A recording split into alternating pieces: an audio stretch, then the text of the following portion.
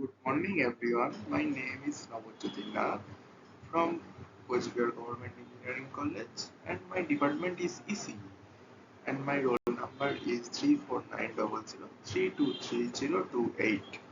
Today's discussion about pulse coded modulation.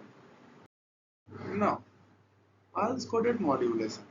Introduction is pulse coded modulation or PCM is the process of converting an analog signal into digital form.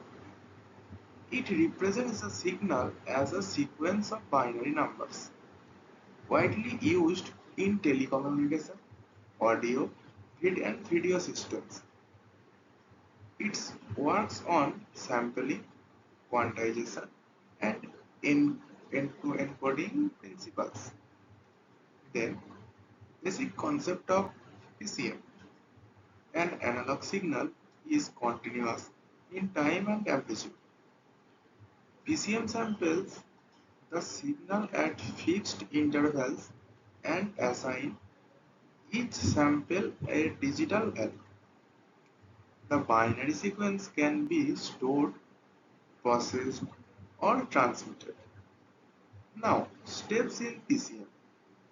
First step is sampling. The sampling is measuring the amplitude of the analog signal at regular intervals. Second, quantization. Approximating each sample to the nearest fixed value. Now, third, encoding. Converting quantized rules into binary format. Now, sampling. Sampling theorem states that a signal band limited to FM Hz, that is having no frequency component higher than FM Hz, can be completely reconstructed by its samples if samples are taken at the interval of Ts less than equals to 1 by 2 fm second or at the rate of Fs greater than equals to 2 fm. Now you can see the diagram MF versus F graph. Now here signal band limited to FM, signal having bandwidth FM, signal has highest frequency component FM. Now second, quantization. The quantization of an analog signal is done by discrediting the signal with several quantization levels.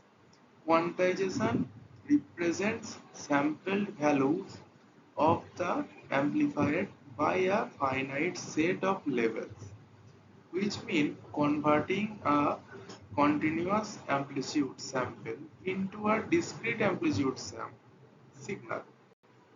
Now you can see the diagram.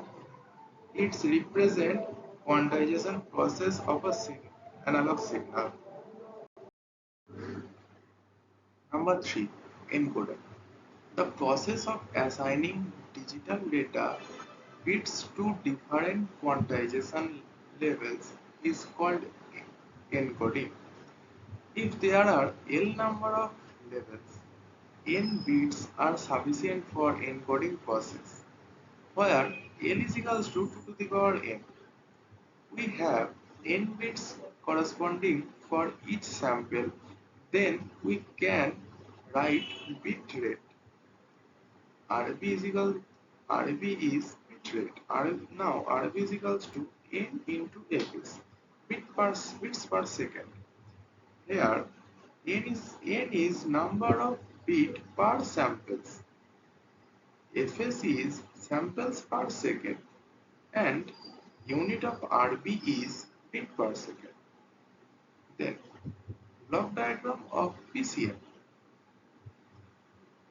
Input here input signal is analog signal. Now input analog signal goes to low pass filter and next step sampler next quantizer, and at last encoder. Then we get outputs digital signal or PCM output from encoder. Types of PCM. PCM is two types: uniform PCM, non-uniform PCM. Uniform PCM equal spacing between quantization levels. Non-uniform PCM levels spaced according to signal amplitude for better low-level accuracy. Now, advantages of PCM: high immunity to noise and interference, easy to store and process digitally, can be encrypted for security, suitable for long distance transmission. Now, disadvantages of PCM: higher bandwidth requirement compared to analog signals, quantization error, noise introduced during digitization, complex circuitry compared to simple analog transmission.